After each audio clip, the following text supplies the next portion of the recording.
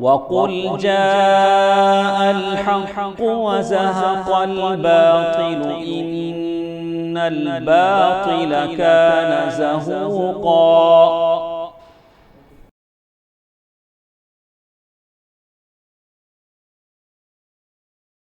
إن الحمد لله نحمده ونستعينه ونستغفره ونعوذ بالله من شرور أنفسنا ومن سيئات أعمالنا. من يهده الله فلا مضل له ومن يضلله فلا هادي له. وأشهد أن لا إله إلا الله وحده لا شريك له وأشهد أن محمدًا عبده ورسوله. أعوذ بالله من الشيطان الرجيم من همزه ونفخه ونفثه. بسم الله الرحمن الرحيم. يا أيها الذين آمنوا اتقوا الله حق تقاته ولا تموتن إلا وأنتم مسلمون. يا أيها الناس اتقوا ربكم الذي خلقكم من نفس واحدة وخلق منها زوجها وبث منهما رجالا كثيرا ونساء واتقوا الله الذي تساءلون به والأرحام إن الله كان عليكم رقيبا. يا أيها الذين آمنوا اتقوا الله وقولوا قولا سديدا يصلح لكم أعمالكم ويغفر لكم ذنوبكم ومن يطع الله ورسوله فقد فاز فوزا عظيما. أما بعد فإن خير الحديث كتاب الله وخير الهدي هدي محمد صلى الله عليه وسلم وشر الأمور محدثاتها وكل محدثة بدعة وكل بدعة ضلالة وكل ضلالة في النار. وقال عز وجل أعوذ بالله من الشيطان الرجيم بسم الله الرحمن الرحيم. ولا تهنوا ولا تحزنوا وأنتم الأعلون إن كنتم مؤمنين. تمام قسم کی تعریف، کبریائی اور بڑائی اس اللہ وحدہ لا شریک کے لیے لائق و سازوار ہے، جو خالق کائنات مدبر ارض و سما ہے۔ لاکھوں درود و سلام ہو اللہ کے تمام برگزیدہ بندوں پر، خصوصاً میرے اور آپ کے آخری نبی جناب محمد رسول اللہ صلی اللہ علیہ وسلم پر، جن کی کوششوں سے اسلام ہم تک پہنچا اور آج ہم اسلام کے سائے تلے اپنی زندگی بسر کر رہے ہیں۔ محترم حضرات و خواتین اسلام، خطبہ مسنونہ کے بعد سورہ آل عمران کی 139 یعنی 130/9 آیت تلاوت کی گئی۔ اللہ تبارک و تعالی اس آیت کے اندر اہل ایمان سے خطاب کر کے فرماتا ہے وَلَا تَهِنُوا وَلَا تَحْزَنُوا، کہ تم کمزور نہ پڑو، سست نہ پڑو، وَلَا تَحْزَنُوا اور مایوس نہ ہو، وَأَنْتُمُ الْأَعْلَوْنَ إِن كُنتُم مُؤْمِنِينَ، تم ہی سربلند رہو گے اگر تم مومن بن جاؤ۔ محترم بھائیوں، آپ کے سامنے اس آیت کی روشنی میں کچھ باتیں کہنے سے پہلے ایک بات کہہ دینا مناسب سمجھتا ہوں، وہ یہ کہ جمعہ کا جو خطبہ ہوتا ہے، یہ خطبہ لوگوں کی اصلاح کے لیے، لوگوں کی تربیت کے لیے، خطبہ سن کر اپنی غلطیوں کو دور کرنے اور اپنی اصلاح کرنے کے لیے ہوتا ہے۔ خطبے کے اندر کوئی ایسی بات کہی جائے، اللہ اور اس کے رسول کی کوئی ایسی بات بتائی جائے، یا دین کی کوئی ایسی بات بتائی جائے جس کے بارے میں آپ کو پتہ چلتا ہے کہ یہ خامی میرے اندر پائی جاتی ہے، یہ گناہ میرے اندر موجود ہے، یہ بری عادت میرے اندر پائی جاتی ہے، تو بجائے اس کے کہ ہم اس کو یہ بنائیں کہ خطیب صاحب مجھے ٹارگٹ کر کے خطبہ دے رہے ہیں، میری غلطی پر تنقید کر رہے ہیں، جو کچھ میرے اندر موجود ہے وہ مجھے ہی کہہ رہے ہیں، بجائے یہ سوچ رکھنے کے، یہ سوچ بنانا ہے اور یہ نیت کرنی ہے کہ یہ چیز میرے اندر موجود ہے، یہ غلط عادت میرے اندر پائی جاتی ہے، انشاءاللہ اس خطبے کے بعد میں اپنی اصلاح کروں گا، اس بیان کے سننے کے بعد میں اپنی غلطی کو دوبارہ نہیں دہراؤں گا، اس جمعے کے بعد سے، آج کے جمعے سے یہ عہد کر کے اللہ کے اس گھر سے جا رہا ہوں کہ جو کچھ میں خطبے میں سنا ہوں اور جو غلطیاں میرے اندر پائی جا رہی ہے، انشاءاللہ آئندہ سے میں اس غلطی کو نہیں دہراؤں گا، اس کی پھر دوبارہ ارتکاب نہیں کروں گا، ایسی نیت ہونی چاہیے اور خطبے کا یہی مقصد ہوتا ہے۔ اس کے برعکس کسی بھی انسان کو نہیں سوچنا چاہیے کہ خطیب صاحب مجھے ہی ٹارگٹ کر کے خطبہ دے رہے ہیں۔ اگر ایسا انسان سوچ رکھے گا، اگر انسان اس طرح کی غلط خیالات اپنے دماغ کے اندر رکھیں گے، ایسے برے خیالات اپنے ذہن کے اندر اگر لائیں گے، تو پھر بتائیے کہ خطیب صاحب جو خطبہ دینے کے لیے آتے ہیں وہ آپ کو کیا بتائیں گے، وہ کیا بولیں گے؟ قرآن کی ایک آیت اگر وہ تشریح کریں گے تو موجودہ جو حالات ہیں، جو غلطیاں آج کے معاشرے کے اندر پائی جا رہی ہے، وہ آیت کی روشنی میں اسی غلطی کی طرف رہنمائی کریں گے،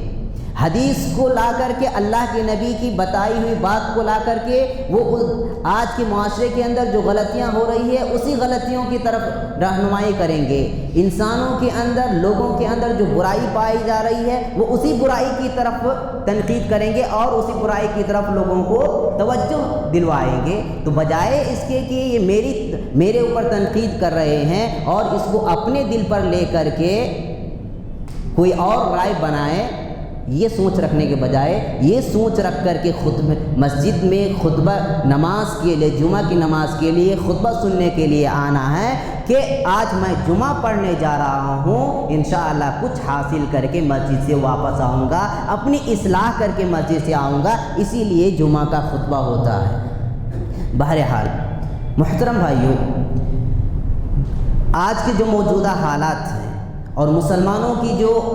بدحالی ہے اور مسلمانوں کی پورے ملک کے اندر، پوری دنیا کے اندر مسلمان جن حالات سے دوچار ہو رہے ہیں وہ ہم میں سے کسی سے مخفی نہیں ہے، ہم میں سے ہر ایک جانتا ہے کہ جہاں کہیں بھی دیکھو کس کو ٹارگٹ کیا جا رہا ہے تو مسلمانوں کو ہی ٹارگٹ کیا جا رہا ہے، جہاں کہیں بھی دیکھو سب سے پریشان کون سی قوم ہے تو مسلم قوم ہے، جہاں دیکھو سب سے نشانے پر کس قوم کو رکھا جا رہا ہے، سب سے زیادہ کس قوم کا مذاق اڑایا جا رہا ہے، سب سے زیادہ کس قوم کی عزت کو اچھالی جا رہی ہے تو وہ مسلم قوم ہے۔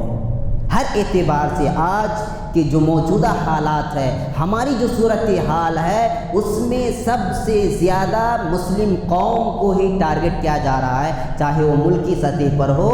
یا عالمی سطح پر ہو۔ آئے دن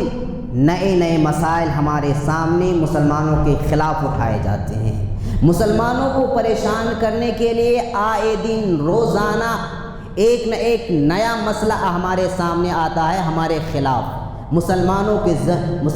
کو ذہنی طور پر پریشان کرنے کے لیے، مسلمانوں کو ذہنی طور پر انہیں پوری طرح سے بیمار کرنے کے لیے آئے دن ہمارے لیے نئے قوانین بنائے جا رہے ہیں، نئے قوانین ایجاد کیے جا رہے ہیں، نئے رولز لائے جا رہے ہیں، وہ بھی مسلمانوں کے خلاف، مسلمانوں کے لیے، تاکہ مسلمانوں کو کسی طرح سے پریشان کیا جائے، مسلمانوں کو ذہنی طور سے کسی طرح سے انہیں الجھا کر کے رکھا جائے۔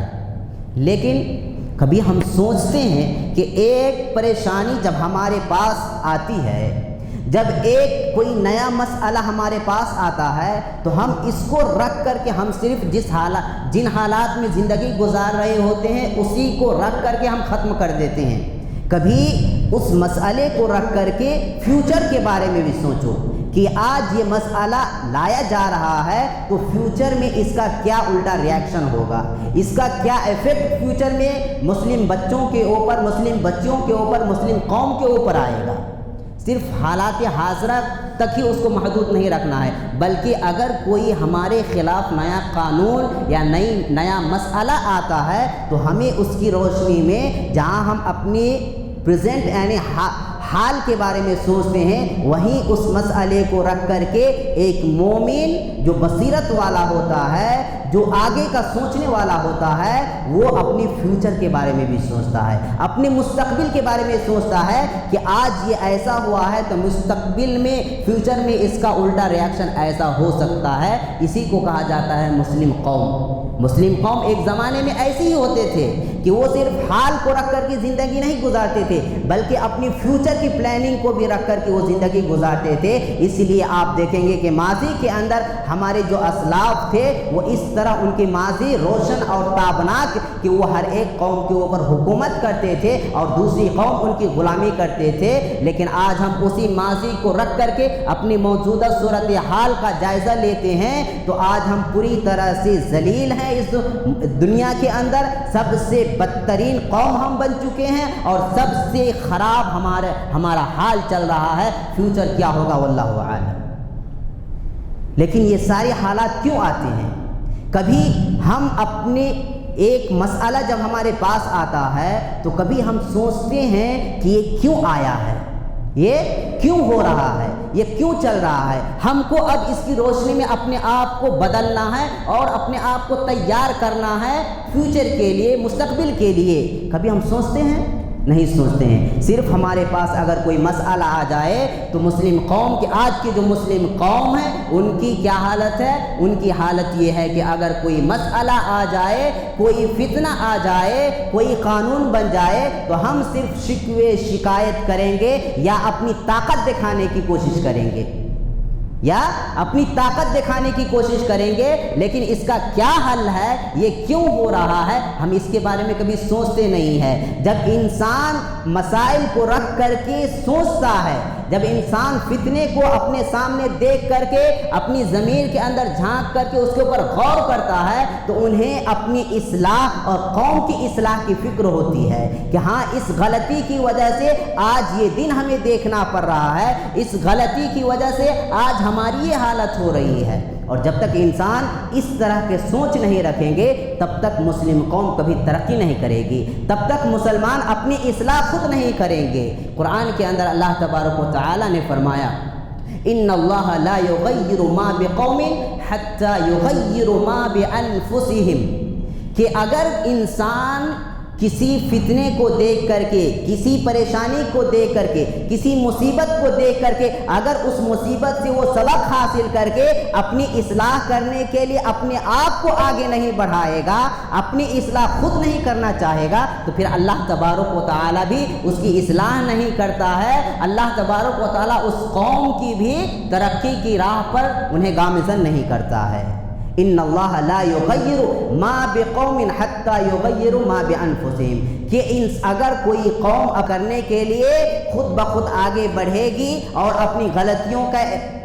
جو غلطی وہ ارتکاب کرتے تھے، اپنی اس غلطی کی اصلاح کے لیے تیار ہوں گے، اللہ کی طرف دوڑیں گے، اللہ کی طرف رجوع کریں گے، پھر اللہ تبارک و تعالیٰ بھی اس قوم کے حالات کو سازگار بناتا ہے، اللہ تبارک و تعالیٰ ان کی بھی اصلاح کرتا ہے اور اللہ انہیں معاف کر دیتا ہے اور انہیں سربلندی عطا فرماتا ہے۔ محترم بھائیوں، آئیے میں آپ کو کچھ باتیں بتاتا ہوں۔ آج جو حالات ہمارے پاس موجود ہیں، جن موجودہ صورتحال میں ہم زندگی گزار رہے ہیں، جن حالات سے آج ہم دوچار ہو رہے ہیں، یہ حالات کیوں ہیں ہم سن چکے ہیں بارہا، ہر جمعے کے اندر سنتے ہیں۔ جمعہ کا جو خطبہ ہوتا ہے ان کے اندر دراصل ہمیں اسی کی طرف رہنمائی کی جاتی ہے کہ ہم ہوشیار ہو جائیں، ہم اپنے آپ کو اب تیار کر لیں۔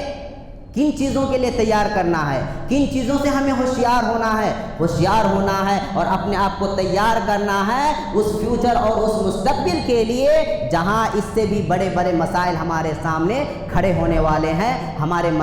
بچوں کے لیے، ہماری بچیوں کے لیے، مسلم نوجوان کے لیے، مسلم نوجوان لڑکے اور لڑکیوں کے لیے۔ محترم بھائیوں، قرآن کے اندر اللہ تبارک و تعالیٰ فرماتا ہے وَلَا تَهِنُوا وَلَا تَحْزَنُوا وَأَنْتُمُ الْأَعْلَوْنَ إِن كُنتُم مُؤْمِنِينَ، اس آیت کے اندر غور کیجئے، اللہ تبارک و تعالیٰ کہتا ہے کہ تمہارے پاس کیسا بھی مسائل کیوں نہ آ جائے،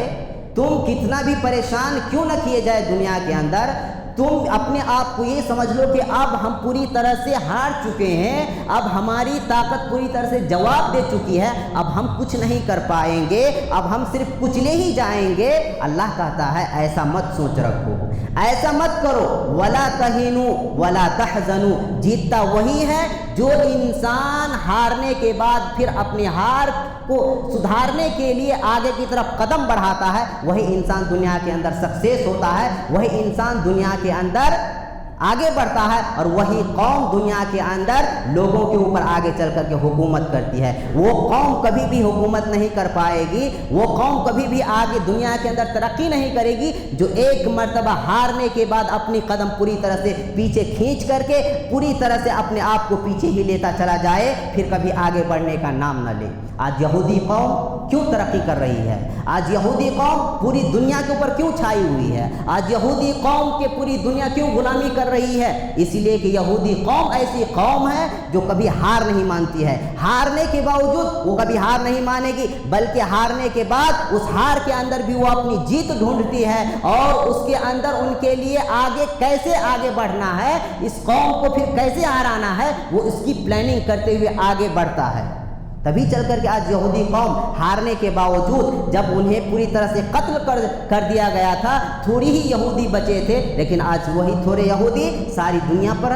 حکمران بنے ہوئے ہیں۔ آج وہی یہودی پوری دنیا میں مسلمانوں کو پریشان کر رہے ہیں۔ کیوں؟ کیونکہ وہ کبھی ہار نہیں مانے ہیں، وہ کبھی ہار نہیں مانتے ہیں۔ جو قوم ہار مان لیتی ہے وہ قوم دنیا کے اندر کبھی سکسیس نہیں ہوتی ہے۔ اس لیے قرآن ہمیں یہی تعلیم دیتی ہے کہ دنیا کے اندر کبھی بھی ہار کو سویکار مت کرو، یہ مت سمجھو کہ میں ہاری ہوئی قوم ہوں، بلکہ یہ سمجھو کہ میں جیتی ہوئی قوم ہوں۔ میرے پاس جو آج یہ ہار آیا ہے، کیوں آیا ہے؟ آگے چل کر کے اس غلطی کو نہیں دہراؤں گا، انشاءاللہ پھر سے میں اپنی اسی راہ کی طرف گامزن ہوں گا جس راہ پر چل کر کے ہماری قوم ترقی کی تھی اور دوسری قوم کے اوپر حکومت کر رہی تھی۔ تو اللہ نے شرط بتایا کہ وَلَا تَهِنُوا وَلَا تَحْزَنُوا وَأَنْتُمُ الْأَعْلَوْنَ إِن كُنتُم مُؤْمِنِينَ۔ اگر تم صحیح معنوں میں مومن بن جاؤ گے، صحیح معنوں میں ایمان والے بن جاؤ گے، تو دنیا کے اندر تمہاری ہی سربلندی اور تمہاری ہی اقتدار رہے گی، تم ہی لوگوں کے اوپر حکومت کرو گے، تم پر کوئی غلبہ نہیں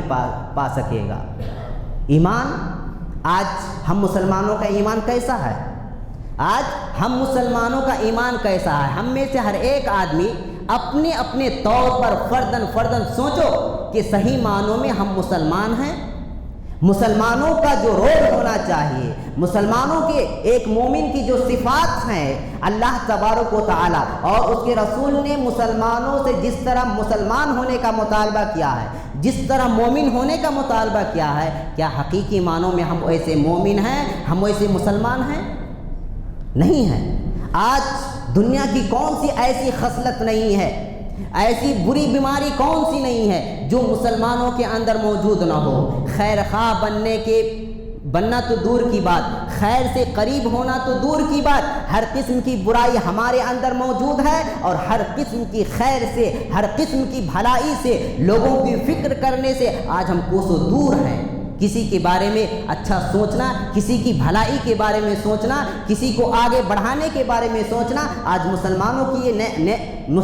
کا یہ نیچر نہیں ہے، مسلمانوں کی آج یہ فطرت نہیں ہے۔ جبکہ قرآن کے اندر اللہ نے کہا کہ کنتم خیر امۃ اخرجت للناس، تم دنیا کی سب سے بہترین قوم ہو، اس لیے کہ تم لوگوں کے لیے پیدا کیے گئے ہو۔ تمہاری پیدائش اس لیے ہوئی ہے کہ تم لوگوں کی خیر خواہی کے بارے میں، لوگوں کی بھلائی کے بارے میں، قوم کی ترقی کی فکر لے کر کے زندگی گزارو گے، اسی لیے تمہیں دنیا کے اندر خیر امت کا لقب دیا گیا تھا، اور ہمارے اسلاف کے اندر یہ صفت پائی جاتی تھی، اسی لیے وہ دنیا کے اندر سب سے زیادہ اعلیٰ منصب پر اور سب سے زیادہ اعلیٰ اقتدار پر وہ فائز تھے، اور وہ دنیا کے اندر سر اٹھا کر کے جیتے تھے، اور آج ہم اسی لیے ذلیل ہیں۔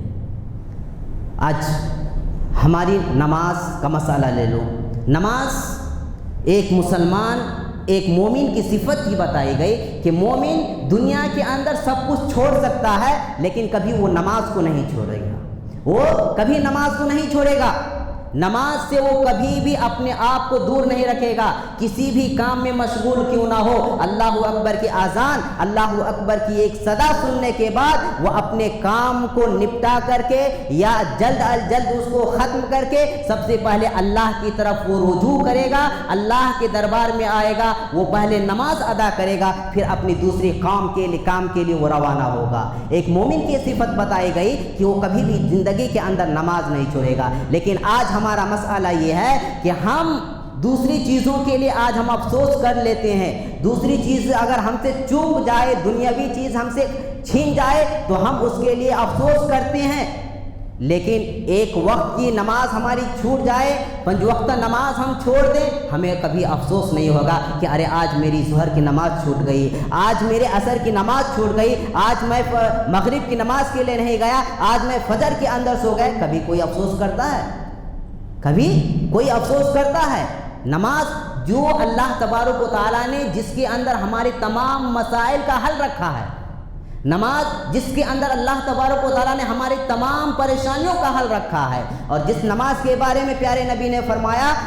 کہ نماز قرۃ عینی، یہ میری آنکھوں کی ٹھنڈک ہے، اس نماز کو پڑھنے کے بعد مجھے سکون ملتا ہے، مجھے آرام ملتا ہے۔ جب میں نماز سے فارغ ہوتا ہوں تو میرے زندگی کے اندر، میرے جسم کے اندر میں ایک قسم کی راحت اور سکون فیل کرتا ہوں۔ اس نماز کو آج ہم چھوڑ دیتے ہیں اور ہمیں افسوس تک نہیں ہوتا ہے۔ تو مسلمانوں بتاؤ، جس نماز کے لیے اللہ تبارک و تعالیٰ نے نبی کو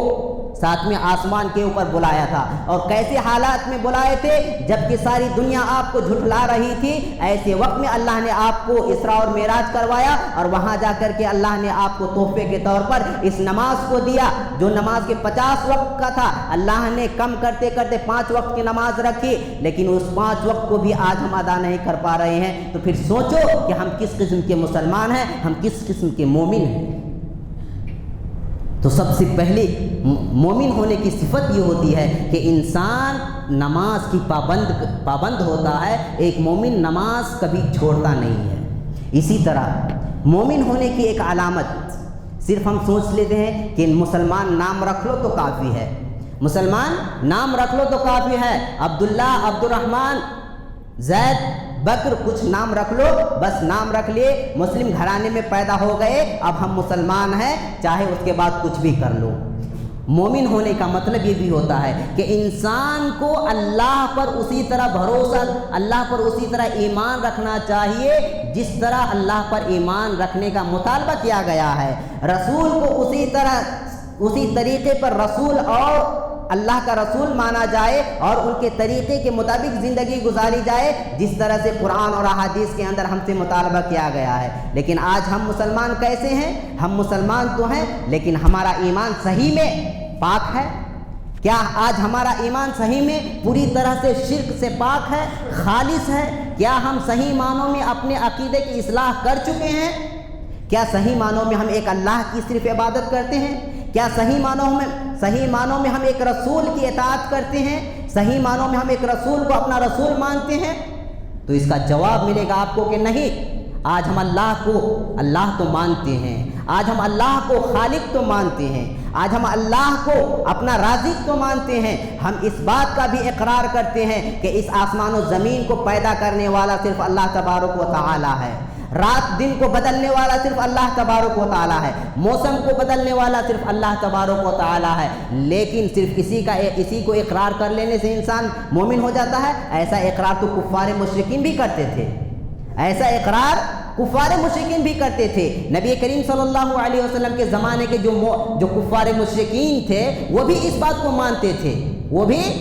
مانتے تھے، قرآن کے اندر خود اللہ تبارک و تعالی نے پیارے نبی صلی اللہ علیہ وسلم سے کہا کہ اے میرے نبی، اگر آپ ان کفار مشرکین کو پوچھیں گے کہ اس آسمان و زمین کو کس نے پیدا کیا، آسمان سے بارش کون برساتا ہے، لوگوں کو کھانا کھلانے والا کون ہے، زمین و آسمان، رات اور دن کے اندر تبدیلی لانے والا کون ہے، تو یہ کفار مشرکین اپنی زبان سے یہی کہیں گے کہ یہ سارے کے سارے کام کرنے والے اللہ تبارک و تعالیٰ ہے۔ لیکن ان کو اللہ تبارک و تعالیٰ نے کفار مشرکین کو کیوں مشرک کہا؟ کیونکہ وہ صحیح معنوں میں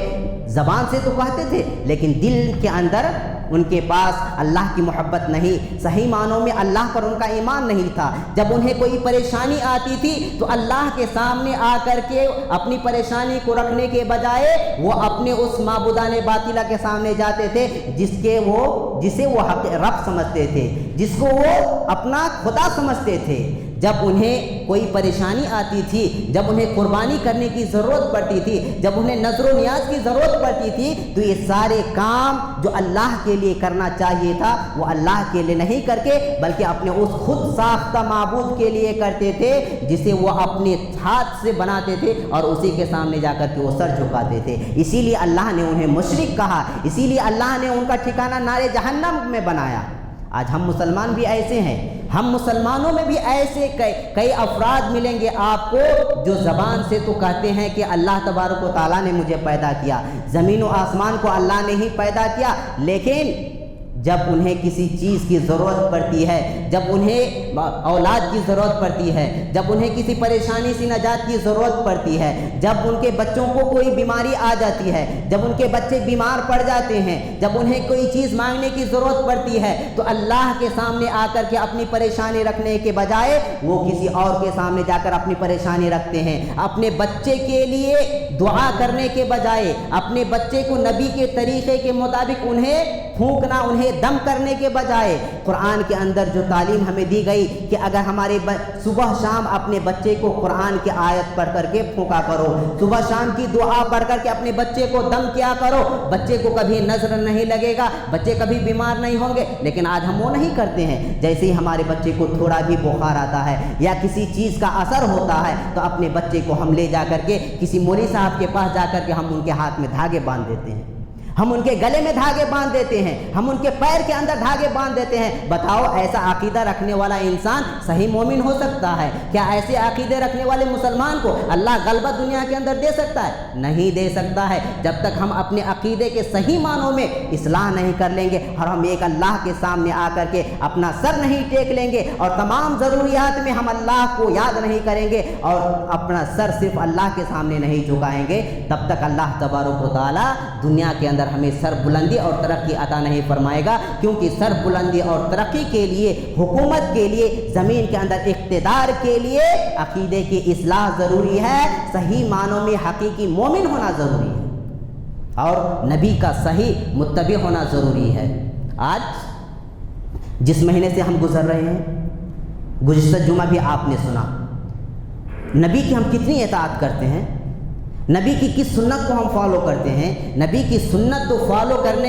کرنا تو دور کی بات، ہم نبی کی سنت کو ختم کرتے ہیں اور اس چیز کو ایجاد کر لیتے ہیں جو نہ تو نبی سے ثابت ہے، نہ صحابہ سے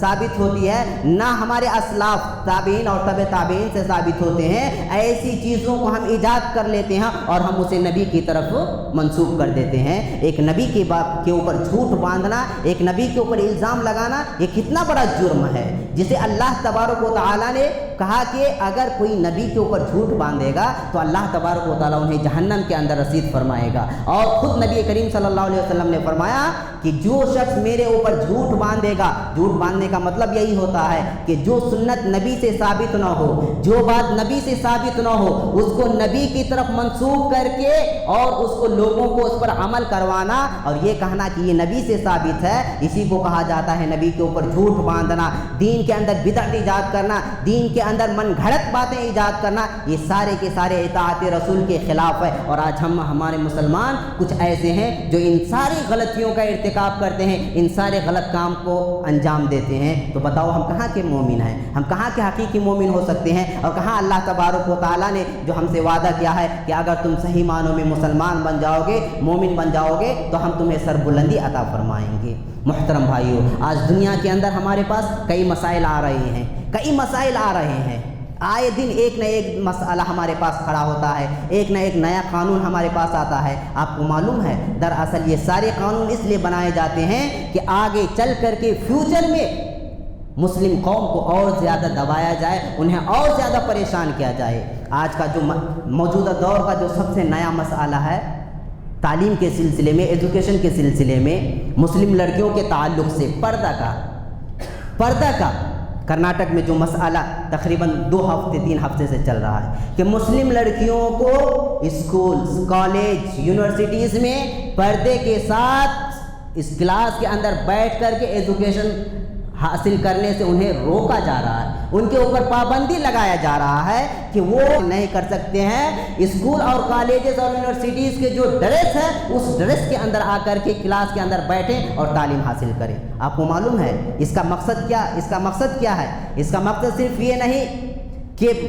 اسکول کے اندر وہ نارمل چیز لانا چاہتے ہیں کہ ہر ایک کے ساتھ انصاف کرنا چاہتے ہیں، نہیں، اس کا مقصد یہ ہے کہ آج یہ لوگ ہمیں تعلیم سے روک رہا ہے، آج ہمیں صرف ہمارے رب کے ایک قانون سے ہمیں روک رہا ہے کہ عورتوں کو صرف کالج کے اندر پردہ کرنے سے روکا جا رہا ہے۔ کل پورے ملک کے اندر یہ حکم لگایا جائے گا کہ پردہ نہ کرنا، پردہ کرنا، نقاب پہننا یہاں قانون کے اندر نہیں ہے۔ یا ہمارے لیے یہ بھی بنایا جائے گا کہ مسلمان اپنی کالج، اپنی یونیورسٹیز یا جو بھی ہو سب اپنا رکھ لے، الگ الگ بنا لے، یہاں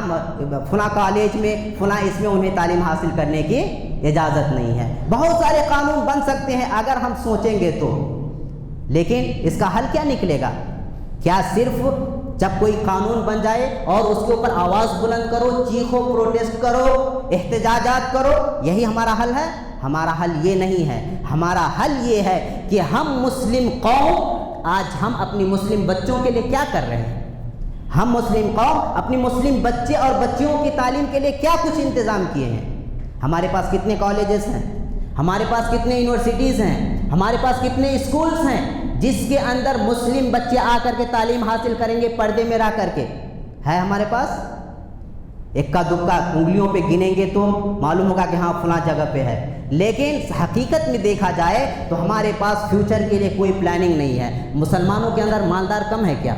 مسلمانوں کے اندر پیسے والے کم ہے کیا؟ مسلمانوں کے اندر زمین والے کم ہیں کیا؟ بہت سارے ہیں، لیکن مسلم قوم اس کی طرف توجہ دینا نہیں چاہتے ہیں۔ مسلم کے جو بڑے بڑے لوگ ہیں وہ اس طرح کے کام کرنا نہیں چاہتے ہیں۔ کیوں نہیں کرنا چاہتے ہیں؟ اگر آج ہم نہیں کریں گے تو ہمارے پاس ایسے ہی مسائل آئیں گے اور ایک دن آئے گا کہ ہم پوری طرح سے تعلیم اور ایجوکیشن میں پیچھے ہٹ جائیں گے۔ پہلے سے ہی مسلمان تعلیم میں پیچھے ہیں اور اس طرح کے قانون لگائے جائیں گے اور ہم ابھی بھی ہوشیار نہ ہوں گے، ابھی بھی ہمارا ایمان نہیں جاگے گا، ابھی بھی ہماری ایمانی غیرت ابھی ہمارے اندر پیدا نہیں ہوگی، تو بتاؤ ہم کیا کریں گے؟ ہم مسلمان ہم کس قوم کے ہمارا مسلمان نام کیوں رکھا گیا؟ ہم کس نام کے مومن ہیں؟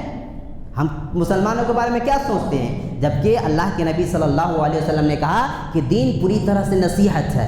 دین پوری طرح سے لوگوں کی خیرخواہ چاہتا ہے، یعنی ایک مسلمان ہر ایک کے فائدے کے بارے میں سوچتا ہے۔ لیکن ہم اپنے مسلم بچوں کی تعلیم و تربیت کے لیے کیا کچھ انتظام کرتے ہیں؟ صرف باتیں کرنے سے کوئی کام نہیں چلتا ہے، صرف باتیں کر لینے سے کوئی بات نہیں بنتا ہے، بلکہ اس کے لیے پہل کرنا پڑتا ہے۔ ارے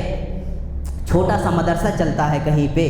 چھوٹا سا مدرسہ کہیں پہ چلتا ہے جہاں پر بچے کچھ حفظ وغیرہ کرتے ہیں، کچھ تعلیم حاصل کرتے ہیں، بتاؤ ہم آگے بڑھ کر اس میں کتنا حصہ لیتے ہیں؟ صرف بحث کر لینے سے کوئی کام چلے گا؟ نہیں، بلکہ اس کے اندر سب سے پہلے آگے بڑھنا پڑتا ہے، قدم آگے بڑھانا پڑتا ہے۔ اگر آج آپ 1 روپیہ خرچ کریں گے تو کل دوسرا آدمی دیکھ کر کے اس کے لیے 2 روپیہ خرچ کرے گا، تیسرا آدمی کل 20 روپے خرچ کرے گا۔ اسی طرح اگر آپ کسی اسکول کے اندر امداد کرتے ہیں، اگر آپ کہیں پر اسکول بنواتے ہیں تو کل ایک ایسا انسان بھی پیدا ہوگا، کچھ ایسے لوگ بھی پیدا ہوں گے جو جا کر کے کالجز بنائیں گے، یونیورسٹیز بنائیں گے، اپنی مسلم بچوں کی تعلیم و تربیت کے لیے وہ جگہ کا انتظام کریں گے، وہ وسائل کا انتظام کریں گے۔ تو کہنا یہ ہے کہ ہم مسلم قوم جو ہمارا ماضی کے اندر اتنا نام تھا اور ہم اتنے اچھے تھے، موجودہ دور کے اندر ہم اس سے بھی بدتر ہو چکے ہیں، اور اسی لیے ہمارے پاس نئے نئے مسائل آ رہے ہیں۔ لہٰذا ضرورت اس بات کی ہے کہ ہم اپنے آپ کو ابھی بھی ہوشیار نہیں کریں گے، اگر ہم اپنے آپ کو ابھی بھی نہیں جگائیں گے اور اپنی ایمانی غیرت ابھی بھی پیدا نہیں کریں گے تو پھر ہم سے زیادہ مردہ قوم اس دنیا کے اندر کوئی نہیں رہ جائے گی۔ آج مسلم چھوٹے چھوٹے بچوں کو کیوں جانا پڑتا ہے غیروں کے اسکول میں؟ غیروں کے اسکول میں جہاں چھوٹے چھوٹے کپڑے پہن کر کے انہیں تعلیم کے لیے جانا پڑتا ہے، جبکہ ہمارے پاس آج کے دور میں ماشاءاللہ بہت سارے اسلامک اسکولز ہیں، لیکن اس کے باوجود وہ غیروں کے اسکول میں کیوں جاتے ہیں؟ وہ اس لیے جاتے ہیں کہ وہاں فیس کا مسئلہ ہوتا ہے، وہاں فیس کا بھی مسئلہ ہوتا ہے کہ غیروں کے اسکول میں فیس کم ہوتا ہے، جبکہ ہمارے اسلامک اسکول بہت سارے ایسے ہوتے ہیں جہاں پر اتنے فیس ہوتے ہیں کہ ایک غریب بچہ اس اسکول کے اندر جا کر کے وہ تعلیم حاصل نہیں کر سکتے ہیں، اسی لیے وہ غیروں کے اسکول کا رخ کرتے ہیں اور وہاں جا کر کے تعلیم حاصل کرتے ہیں۔ تو ایسے مسئلے میں ہمیں کیا کرنا ہے؟ ہمیں کرنا ہے کہ یا تو کم سے کم ہم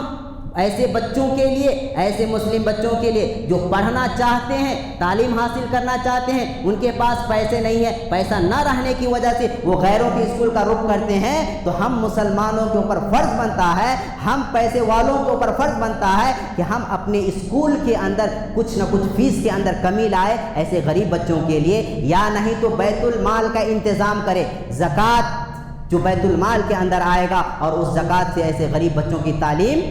کے پر خرچ کیا جائے گا۔ یہ سارے وسائل ہیں، یہ ساری چیزیں ہیں، ہم مسلمانوں کو اللہ تبارک و تعالیٰ نے ہمیں سکھایا ہے، نبی نے ہمیں بتا کر گیا ہے، لیکن ہم ان ساری چیزوں کو بھلا چکے ہیں، صرف چھوٹے چھوٹے مسائل میں الجھ کر کے، آپسی اختلافات میں الجھ کر کے، جس کا نہ تو دنیا کا فائدہ ہے نہ تو آخرت کا فائدہ ہے، اور ایسی چیزوں میں ہم اپنے وقت کو ضائع کرتے ہیں۔ جس چیز کے لیے ہمیں اپنے وقت کو صرف کرنا چاہیے، جہاں ہمیں دماغ لگانا چاہیے، ہم ان چیزوں کے اندر آج ہم اپنا دماغ نہیں لگا رہے ہیں۔ اللہ تبارک و تعالیٰ سے دعا ہے کہ بارے الہ ہم تمام کو اس دنیا کے اندر اے اللہ صحیح مومن بن کر زندگی گزارنے کی توفیق عطا فرمائے۔ اے اللہ اس دنیا کے اندر مسلمان جہاں بھی پریشان ہے، انہیں جہاں بھی پریشان کیا جا رہا ہے، اے اللہ ان تمام کی تو حفاظت فرما۔ اے اللہ جو لوگ بھی مسلمانوں کے خلاف ناپاک سازشیں کر رہے ہیں، اے اللہ ان تمام کو ان کی سازش میں تو انہیں ناکام کر۔ اے اللہ دنیا کے اندر جب تک ہمیں زندہ رکھ، اے اللہ ایمان اور سچی مومن بن کر توحید کے ساتھ زندہ رکھ، اور جب اس دنیا سے اٹھا تو اے اللہ توحید اور عقیدے صحیح کے ساتھ اس دنیا سے اٹھا۔ آمین۔ السلام علیکم۔